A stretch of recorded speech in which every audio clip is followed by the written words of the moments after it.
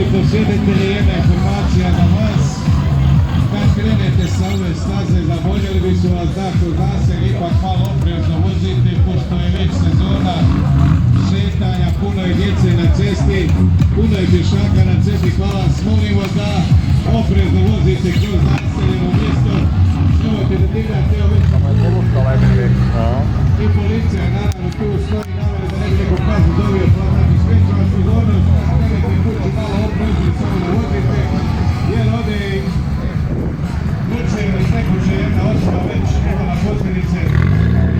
Ne bismo želi da bi neko nešto bude, pa vas molim još jedan, samo malo presnimo voziti. Hvala lijepo.